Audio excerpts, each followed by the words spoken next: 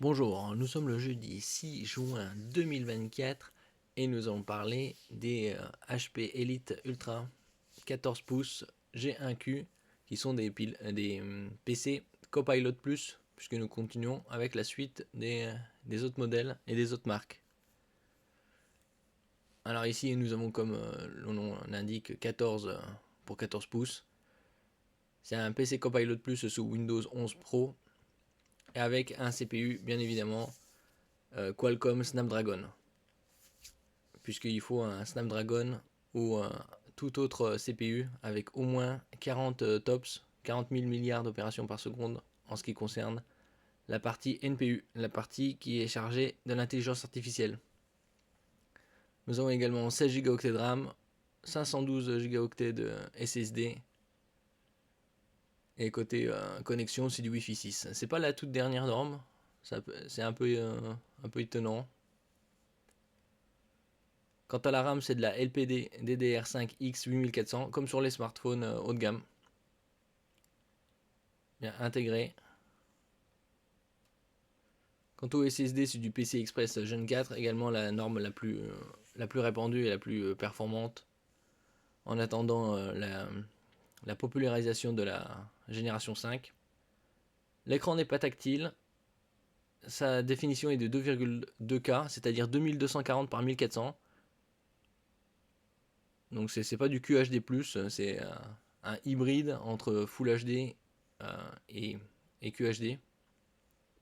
IPS, donc ça c'est les bons angles de vision et une bonne reproduction des couleurs. Ça n'a pas l'air d'être du 120 Hz puisque c'est pas indiqué, donc c'est du 60 de base. Une luminosité de 300 nits, c'est-à-dire c'est basique, puisqu'on commence à 250 avec les entrées de gamme. Au niveau de la connectique, il y a un port USB type C, c'est-à-dire oblong, à 40 gigabits par seconde, un autre à 10 gigabits, et un troisième de type A avec 5 gigabits, avec la charge. Côté connexion sans fil, c'est du Wi-Fi 6E, c'est-à-dire la génération avant la génération Wi-Fi 7. C'est pas la toute dernière norme. Le Bluetooth 5.2, la plus récente étant le 5.4. Un très bon poids sur la balance, 1,34 kg.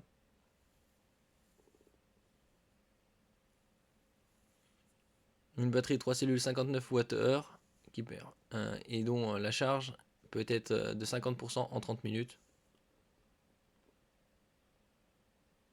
Caméra infrarouge 5 mégapixels.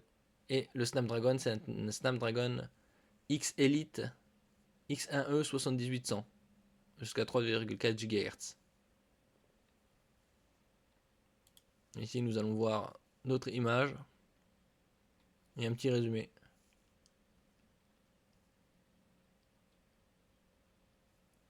Ça, c'était sur le site du Canada, ça.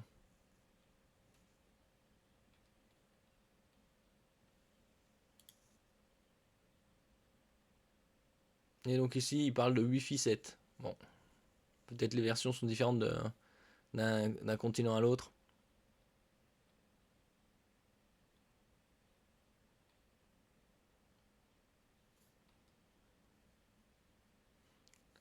La RAM peut aller jusqu'à 32 Go en LPDDR5 à 8400 MHz.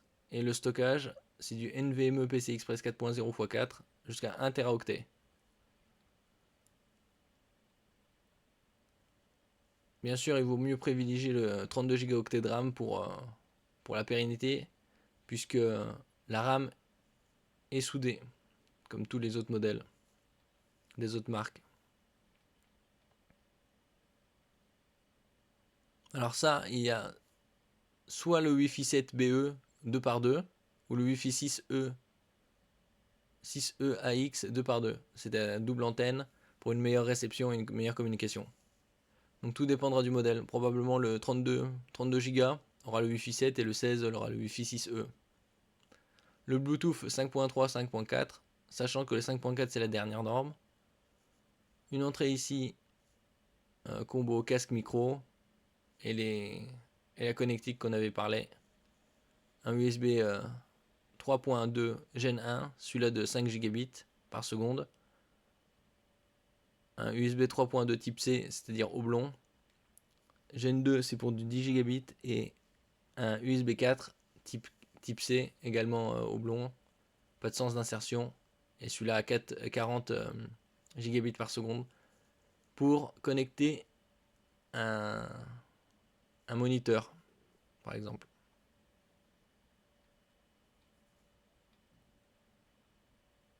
La zone colorimétrique est couverte à 100% en ce qui concerne le sRGB, c'est-à-dire c'est basique. C'est un peu étonnant, puisqu'on n'a pas d'écran 120 Hz.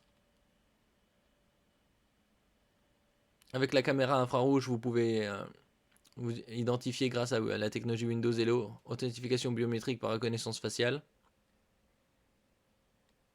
Simplement 2 haut-parleurs, un clavier rétroéclairé, bon c'est un bon point.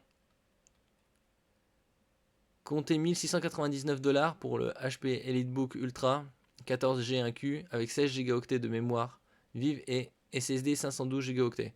Comparé aux autres, c'est assez onéreux. Et on pourrait s'attendre à bien mieux, surtout au niveau de l'écran, parce que c'est un hybride entre Full HD et QHD. Ils auraient pu mettre du QHD 120 Hz, surtout au niveau du tarif.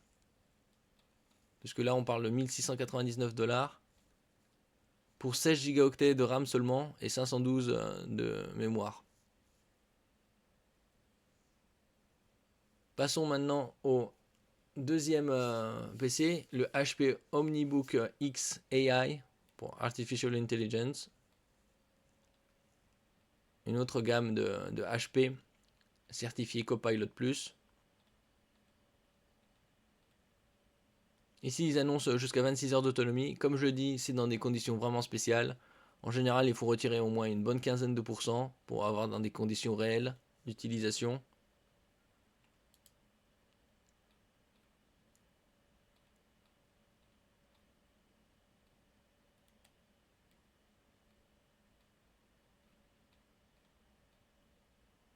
Là, vous avez ce PC qui est ce laptop sous Snapdragon X Elite, comme le précédent.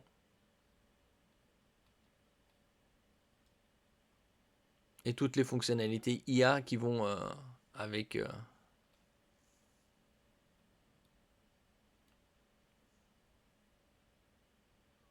C'est également un X1E 7800.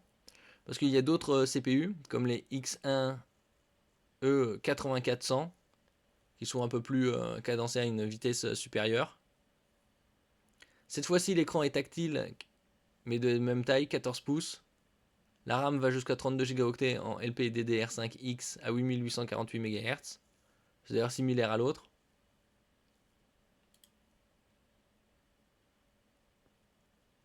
Là, côté stockage, on va jusqu'à 2 Teraoctets. Et le Wi-Fi 7 et le Bluetooth 5.4, c'est-à-dire les dernières normes. La caméra a également 5 mégapixels.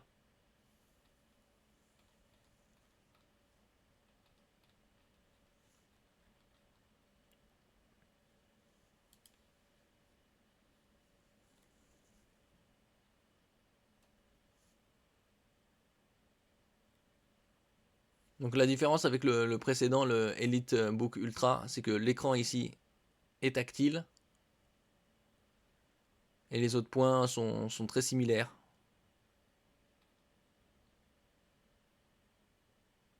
Le même Snapdragon, c'est-à-dire X Elite X1E 7800. Au niveau de la mémoire, elle est soudée également. 16 ou 32 Go.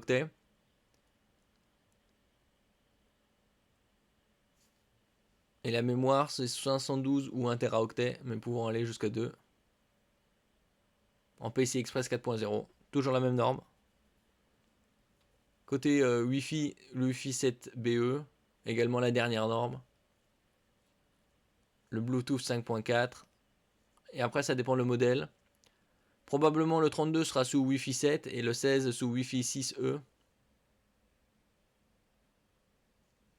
Il y a également une connexion audio casque.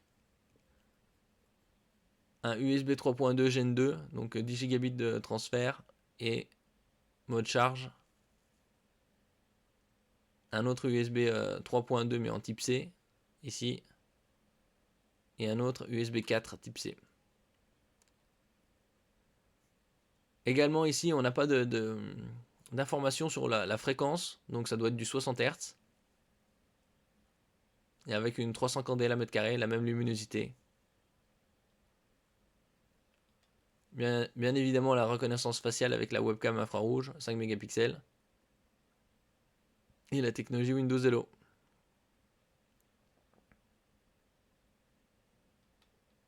Clavier également rétroéclairé et le poids est similaire, 1,35 kg. Alors côté tarif, c'est 1149 $ pour la version 16 Go et 512 Go avec Wi-Fi 6E, bon, comme je l'avais dit. Et 1259 $ pour passer à 1 Teraoctet et le Wi-Fi 7. Donc bien évidemment, la deuxième version est bien mieux. Surtout pour 110 $ de différence. Ce qui est curieux par rapport au EliteBook Ultra, qui coûte bien plus. Et pour des specs moindres.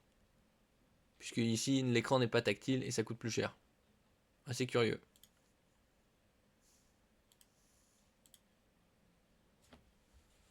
Là, on a différents points de vue sur le EliteBook Ultra, le premier.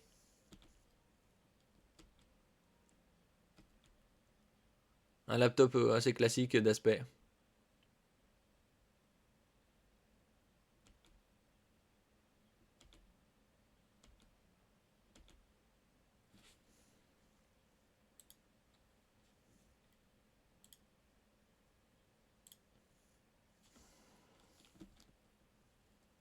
Ici, c'est le OmniBook X14.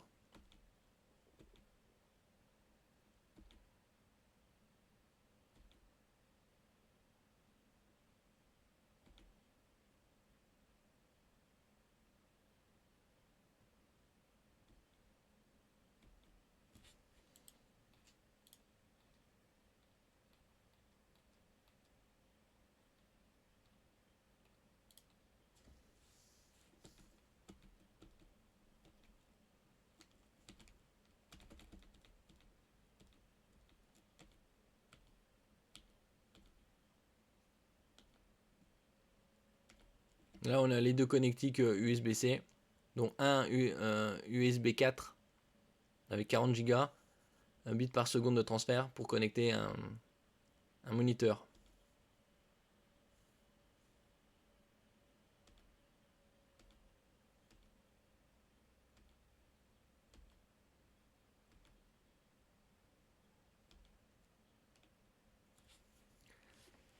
Merci pour votre écoute. N'oubliez pas de mettre un j'aime, un commentaire, de partager et de vous abonner à la chaîne. À la prochaine fois.